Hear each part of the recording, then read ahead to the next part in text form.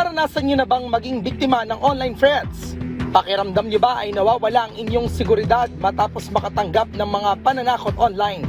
O baka naman sa gitna ng init ng diskusyon, napikon kayo at nakapagbitaw ng banta laban sa isang tao?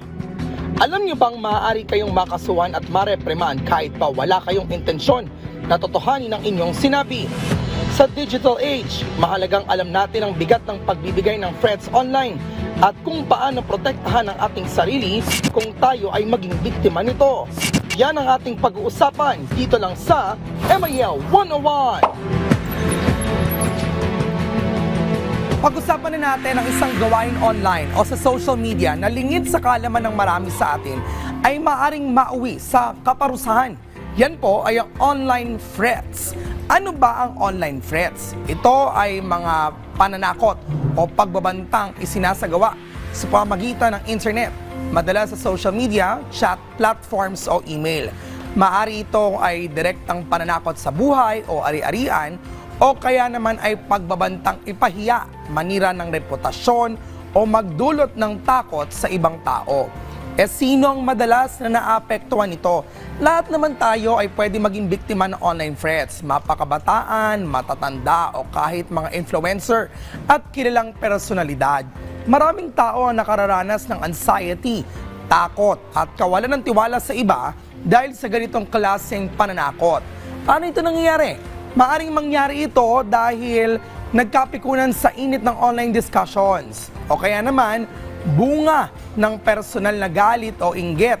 Kung minsan, nagmumula rin ito sa prank o biro na wala sa lugar. Well, ano-ano ang mga posibleng parusa sa pagbibigay ng online threat?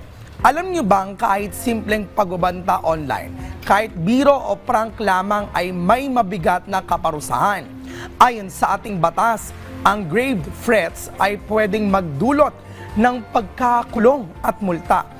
Nakapaloob ito sa ating revised penal code at sa iba pang cybercrime laws. Kaya mahalagang tandaan, ang bawat salitang binibitawan natin online ay may kaakibat o kakambal na responsibilidad. Ano ang dapat gawin kung maging biktima tayo ng online threat? Well, screenshot po ang ebidensya ha. Kuna ng malinaw na screenshot ng pagbabanta para sa posibleng investigasyon. I-report din natin at i-block ang account. I-report ang banta sa platform at agad na i-block ang nagpadala upang maiwasan ang karagdagang komunikasyon. Pangatlo, makipag-ugnayan din po sa otoridad. Kung seryoso kasi ang banta, agad na humingi ng tulong sa pulisya o NBI Cybercrime Division.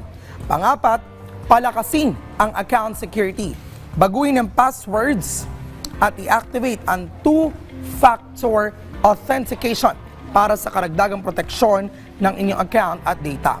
Humingi rin ng suporta, panlimayan, ipaalam sa pamilya o kaibigan ang insidente at syempre alagaan din po ang inyong mental health. E paano naman kung ikaw ang nakapagbigay ng threat? Lahat tayo ay tao at minsan ay nadadala ng emosyon. Pero mahalaga maging responsable. Kung nakapagbitiw ka ng banta, agad itong i-take down. Mag-sorry at siguraduhin hindi na mauulit. Tandaan natin na ang internet ay espasyo ng koneksyon at impormasyon.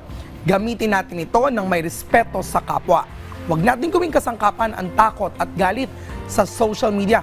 Sa halip, magtulungan tayong gawing ligtas ang online world para sa lahat. Yan muna ang ating pinag-usapan dito lang sa MIL 101.